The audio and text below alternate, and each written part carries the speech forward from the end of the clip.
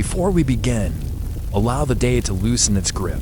There is nowhere to go, nothing to remember, nothing you need to follow closely. This is not a story that rushes forward. It does not climb. It does not build toward excitement. Instead, it moves the way candlelight moves slowly, softly, one small flicker at a time. Take a breath and let it out without effort. Imagine the modern world dimming, not disappearing suddenly, but receding as though someone far away has begun lowering the flame. Sounds soften first, then edges blur. Then time itself seems to stretch and thin. Now imagine a night without electric light. No glowing windows, no street lamps, no quiet hum of power running beneath everything. Only darkness, not frightening darkness, just complete. The kind of darkness that settles into stone, that gathers in corners, that fills hallways the moment a flame is gone in the medieval world. Darkness was not an absence, it was a presence. And because of that, light was never taken for granted. Every flame mattered. Every candle had weight. Every wick was a responsibility. Somewhere within thick stone walls, while most slept, someone stayed awake to make sure the light did not fail. Tonight, that someone is you. You are not a hero, not a visionary, not a figure remembered by name. Just a quiet keeper of small, steady flames. A candle watcher in a medieval monastery. Let yourself imagine the building. Heavy stone walls that have absorbed centuries of cold. High ceilings that vanish into shadow. Corridors shaped by prayer, routine, and silence. This is a place built not for comfort, but for continuity.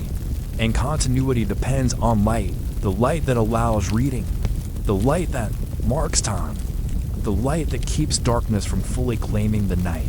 As you enter this world, notice how your pace naturally slows. There is no reason to hurry here. Hurrying leads to mistakes, and mistakes, when fire is involved, are not easily forgiven. So everything becomes deliberate, measured, gentle. The monastery does not ask you to think loudly. It asks you to notice quietly. The weight of your robe, the sound of your breath, the faint, constant whisper of a flame consuming wax. Imagine the hour. It is late or early. The difference no longer matters. The night is depth. It stretches. It surrounds the building like a held breath somewhere far above. Stars hang motionless somewhere far below. Stone holds the memory of countless other nights just like this one. Men have walked these corridors before you, not once, not twice, but thousands of times. Each night repeating the same actions. Each flame watched, each wick trimmed, each shadow allowed, but not trusted. You are stepping into that rhythm now, not as an observer, but as part of it. The rhythm of quiet footsteps, the rhythm of flickering light, the rhythm of staying awake so that others do not have to. Let your thoughts slow. Let them drift like smoke rising from a candle and thinning into the dark. You do not need to hold on to anything. The night will carry the story for you, and when you are ready without effort, without intention, you will find yourself already inside the monastery, already moving through stone corridors, already keeping watch over a single, steady flame. And that is where the night truly begins. We continue gently, without lifting the voice, without changing the pace. Your first duty begins in the scriptorium, the writing room. The air here is cool and smells of ink, parchment, and old wood. Rows of slanted desks stand empty, their surfaces still holding the ghostly imprint of the day's labor. Your task is simple. Replace the candles that have burned low. You move from desk to desk, your soft-soled shoes making almost no sound on the stone floor. You carefully remove the sputtering stubs, their wicks drowned in pools of warm wax, and place fresh, tall candles in their holders. Each one is a promise of light for the coming day. You don't rush. Your movements are economical, practiced. The gentle click of a new candle settling into its brass holder is the only sound. That breaks the profound silence. Next, you make your way to the library. Here, the darkness feels deeper, heavier. Towering shelves filled with precious manuscripts loom on either side. These books are the monastery's treasure, the collected wisdom of generations. A single stray spark could turn it all to ash. Your lantern, held high, casts long, dancing shadows that make the rows of books look like sleeping giants. You check the lanterns that hang in the main aisles, ensuring their oil levels are sufficient and their wicks are trimmed. You notice a faint trail of wax on the floor near one of the reading alcoves, a sign of a careless reader from the day. You kneel, scraping it away with a small knife, restoring order. This is not just about light. It's about protection. Every scrape of the knife, every check of a wick, is a small act of devotion to the knowledge stored here. Your final stop is the chapel, the heart of the monastery. Even in the dead of night, it is never completely dark. The sanctuary lamp, a single flame suspended in a red glass vessel, burns perpetually before the altar. It signifies a constant presence, a vigil that never ends. Your job is not to light it, but to ensure it remains lit. You approach the altar rail, your footsteps echoing softly in the vast, vaulted space. You gaze at the flame, a tiny, unwavering star in the immense quiet. Its gentle glow catches the gold thread in the altar cloth and the polished surface of the stone. For a moment, you are not just a watcher, you are a guardian of something sacred. You check the oil, your hand steady, your breath held. The flame flickers as you move, but it holds. It is enough. The night will pass, and the light will endure. And you, the silent watcher, have played your small, essential part. Thank you for joining this quiet journey. Subscribe for more moments of peace. Imagine yourself rising before the idea of morning even exists. Not awakened by light, not summoned by sound, but stirred by habit, by the deep, internal clock that has learned the monastery's rhythm over many long nights. You open your eyes in a narrow cell. Stone walls bare cool. The air is still, slightly damp, carrying the faint, familiar scent of wax and old smoke. For a moment, you lie still, not resting, just listening.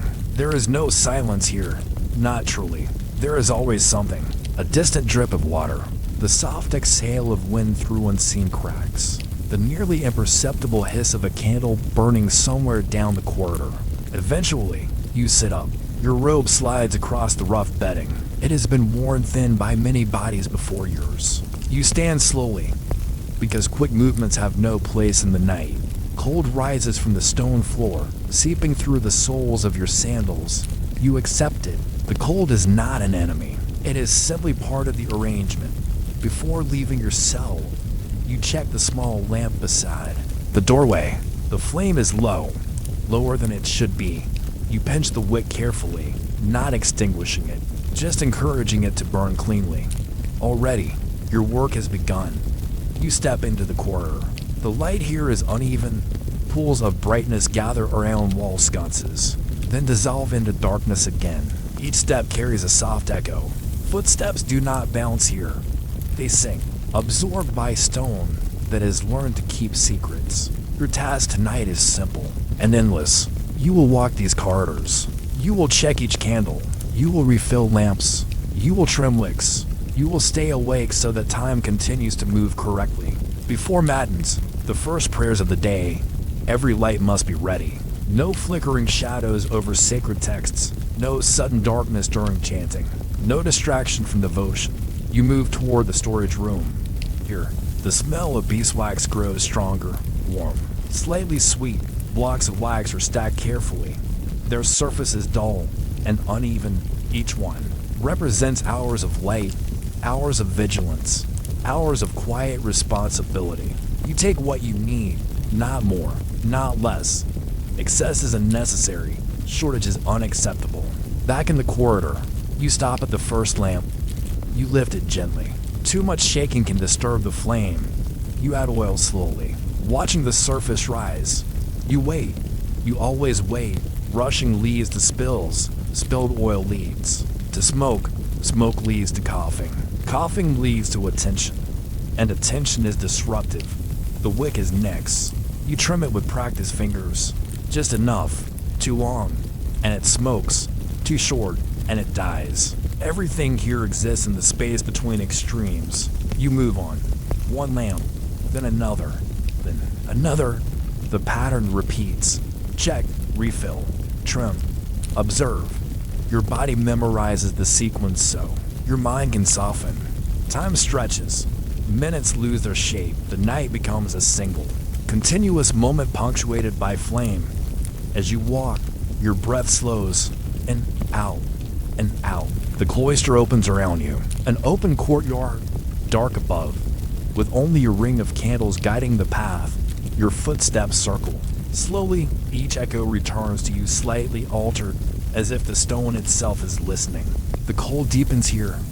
It presses against your hands, against your face, against the small exposed places where warmth escapes. You do not fight it. You tuck your hands into your sleeves. You lower your chin. You continue walking. Staying awake is not a matter of will. It is a matter of movement. So you keep moving. You count lamps, not numbers, just presence. Yes, this one burns. Yes, this one is steady. Yes, this one will last until the next round. Sometimes your thoughts wander. They always do. You think of nothing in particular. A half-remembered phrase from scripture. The sound of bees from a summer long past. The feeling of warmth that comes not from fire, but from routine. And when your mind drifts too far, the flame brings it back. Always the flame. Small, persistent, alive. You pass sleeping doors. Behind them, other monks rest. They're breathing slow. Their bodies surrender to darkness. They trust you, even if they never say it, even if they never think of it. Trust here is silent, like everything else. At last, a bell sounds faintly. Not wrong, just stirred. A signal that matins approaches. You make your final checks. One last wick, one last refill, one last steady flame. When the prayers begin, no one will think about you. And that is exactly how it should be. You step back into the shadows, allowing the light to do its work. And you remain awake, watching, waiting, keeping the night intact. We move forward quietly, without closing any doors behind us. The lamps remain lit. The cars remain calm. And now, as the night holds steady, we turn our attention from the work of keeping light alive to the work of understanding time itself. Imagine a different kind of stillness, not the stillness of a silent hallway or a dark chapel, but the stillness of sitting hour after hour with just a page, a thought, and an incredibly patient mind. This was the stillness in which the monk Bede lived his life. Bede wasn't a traveler. He didn't move between royal courts or command attention in great halls. His entire world was small, contained within a monastery in Northumbria, far from the bustling centers of power like Rome. Think of stone walls, cold air, and long, harsh winters. Yet, it was from this quiet, isolated place that he fundamentally shaped how the world would understand its own past. Bede entered monastic life as a child, oblate, given to the monastery. He was too young to choose a path of ambition, too young to even imagine leaving a legacy. He learned the rhythms of the monastery early on: prayer, study, work, and silence. The days were meticulously divided. Like candles being trimmed and measured, each portion of the day had its purpose. Every hour accounted for. While many of his brothers worked with their hands in the fields or the scriptorium, Bede's primary work was with his attention. He read slowly, absorbing every word. He copied manuscripts carefully, comparing different texts line by line. He didn't do this to argue or find fault, but simply to understand. For him, time wasn't something chaotic, rushing forward uncontrollably. It was something that could be ordered, aligned, and clarified. He started to notice inconsistencies, where others simply accepted tradition. He found dates in historical records that didn't match up, events that seemed to drift out of their proper sequence, and chronologies that were hopelessly blurred. Instead of dismissing these problems, he leaned into them, patiently, quietly. He asked a simple but profound question: when did things actually happen? And from that simple question, a lifelong discipline was born. Bede became a master of chronology. He studied ancient calendars, from the Roman systems to biblical timekeeping. He meticulously tracked lunar cycles, compared the reigns of kings, mapped out feast days, and even recorded eclipses. This wasn't for spectacle or for predicting the future. It was all for the sake of coherence, of creating a single, reliable timeline of history. Imagine him in his small cell. The flickering light from a candle was as crucial to him as it is to a filmmaker today. If the light was too dim, the ancient letters on the parchment would blur.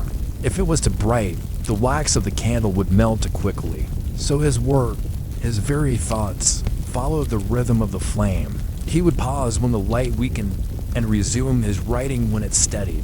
His profound ideas unfolded at the slow, deliberate pace of burning wax, and slowly, almost without anyone noticing, Bede introduced a way of thinking about time that would outlast empires. He popularized a dating system centered on the life of Christ. What we now know as BC and AD, or BC and CE, he didn't invent it, but he used it with such rigor and consistency that it became the standard.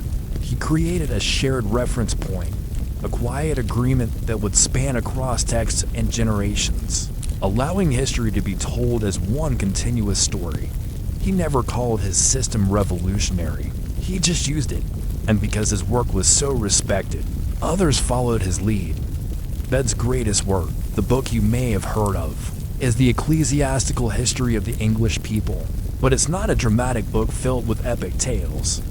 It doesn't shout or accuse. It simply records, patiently, carefully. In his history, kings and queens appear for a moment, and then they fade. Great battles are mentioned, and then the narrative moves on. The one thing that remains constant throughout the entire work is time itself flowing forward, measured, and observed with incredible precision.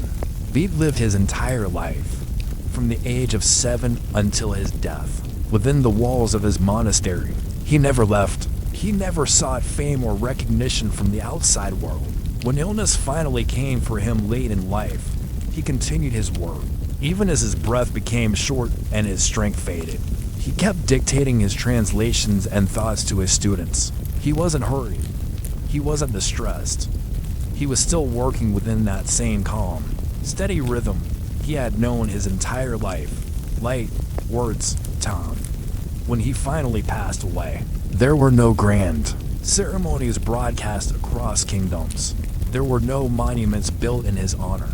There was just a quiet absence in a small room where a candle had burned low. And yet, the way we count our years today still carries the echo of his quiet work.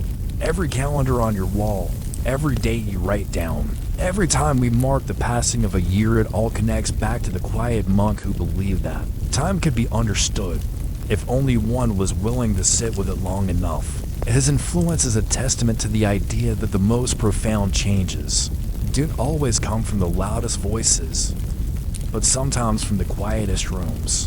Before gears turn, before springs tighten, before hands moved across painted faces, time was not something you looked at.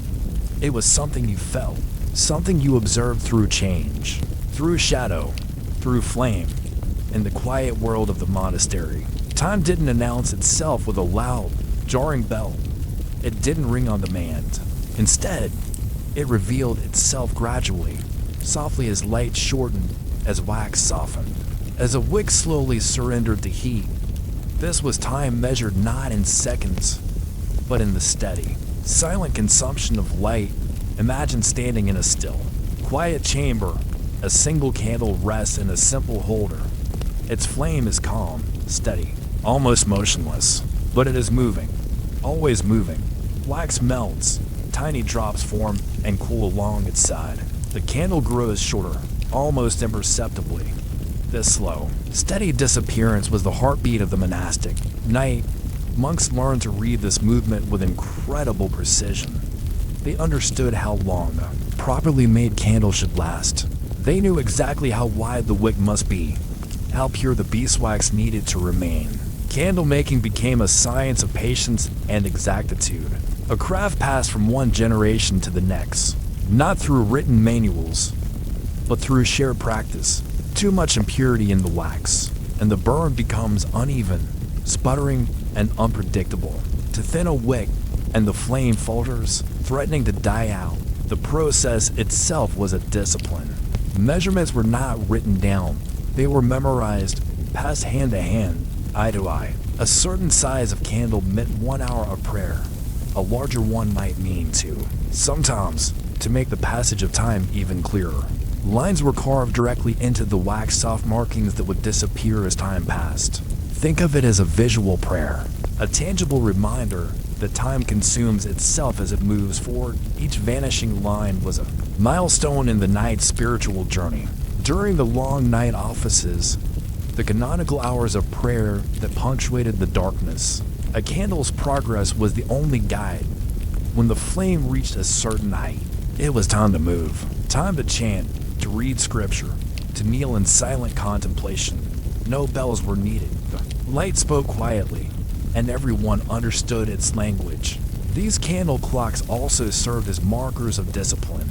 If a monk lingered too long in his cell, the candle told on him. If prayers were rushed, a telltale amount of wax remained. There was no accusation, no scolding. The flame simply recorded behavior without judgment, a silent witness to a person's diligence or distraction. Symbolism naturally gathered around this practice. Light came to represent vigilance and the divine presence. The soul, like the wick, had to be maintained. It needed to be trimmed, centered, and cared for. Too much indulgence, the spiritual equivalent of a wick to long and smoke would appear, obscuring the light to little care, and the flame of faith could falter and die. These profound ideas were never shouted from a pulpit. They were absorbed, internalized. Night after night, candle after candle, they became part of the very air the monks breathed. Special occasions called for special measures. On major feast days, monasteries would use candles that were thicker, brighter, and made from the purest beeswax. Their longer burn times signaled extended periods of prayer and celebration, their brilliant light filling the chapel with a festive glow. On ordinary nights, however, simpler, more modest candles sufficed.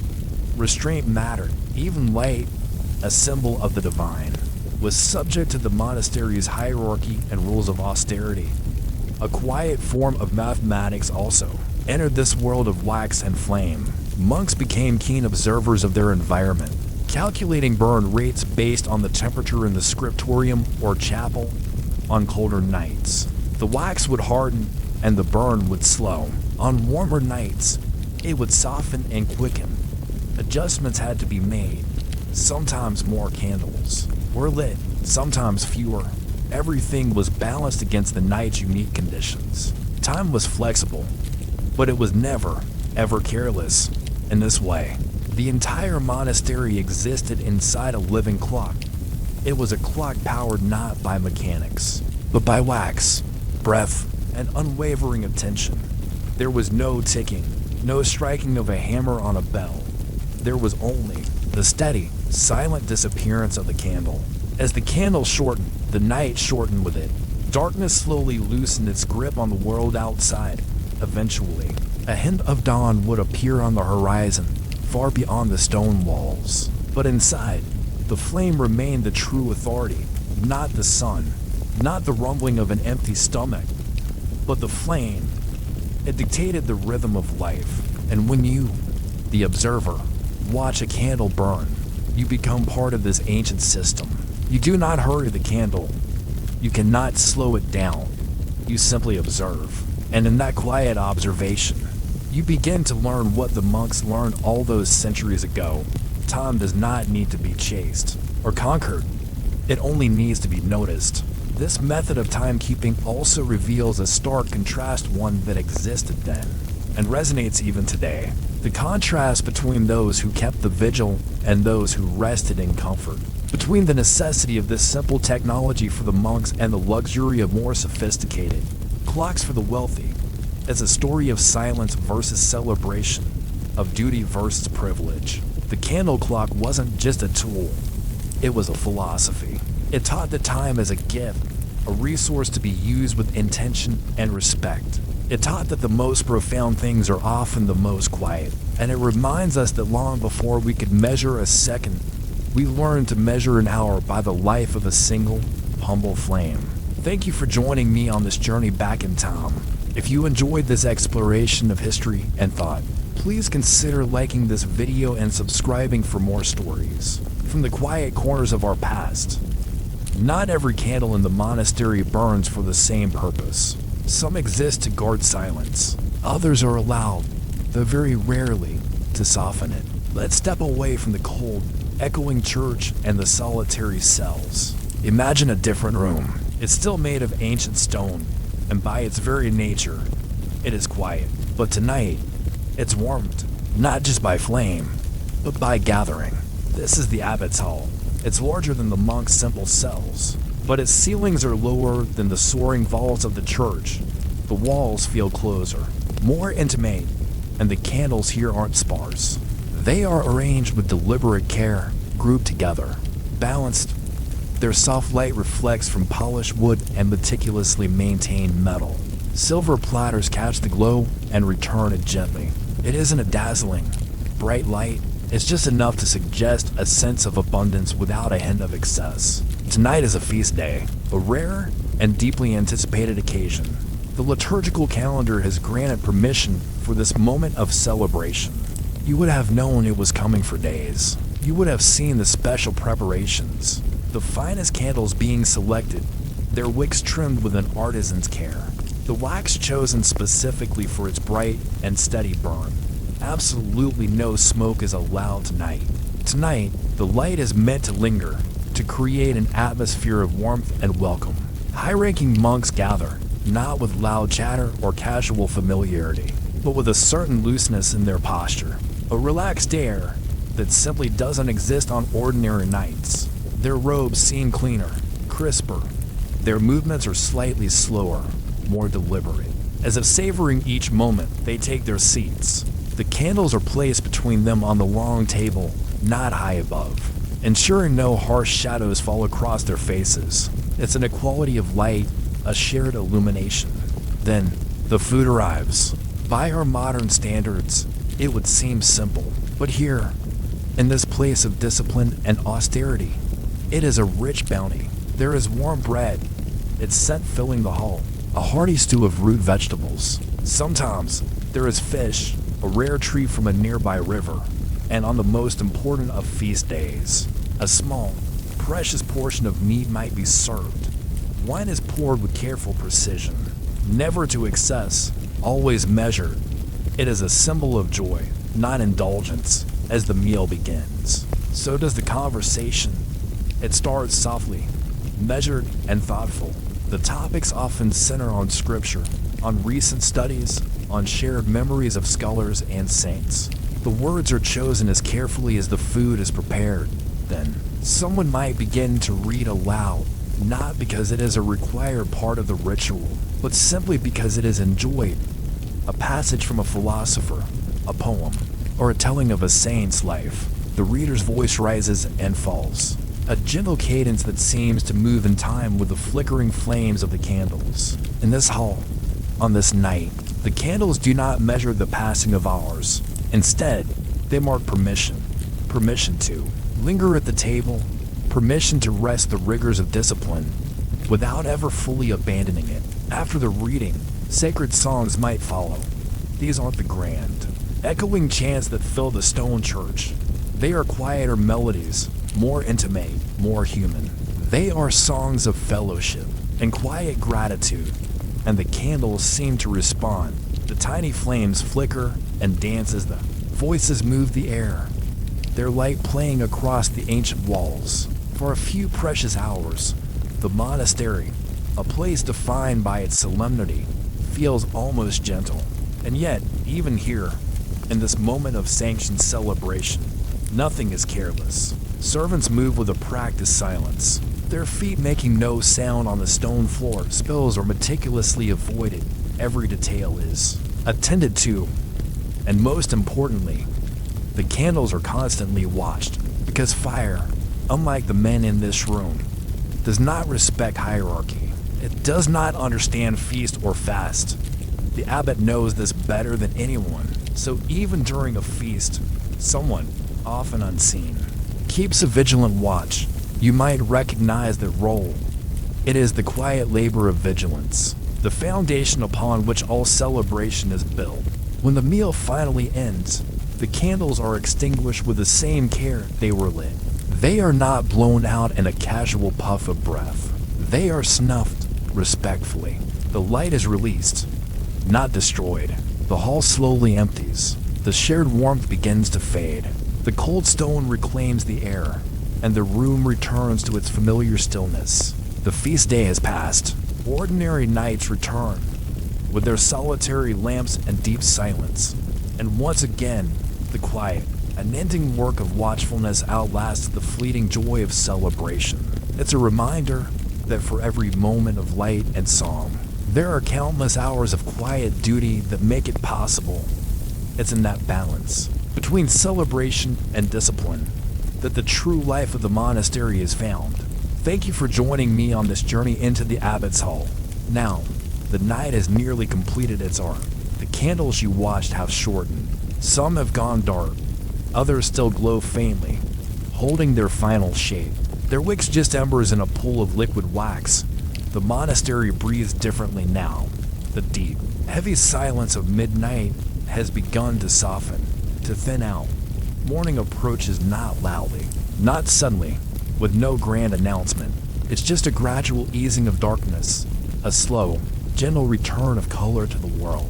You have done what was required, nothing more, nothing less. You sat with the flames. You watched over them. You kept them alive long enough, and that has always been enough.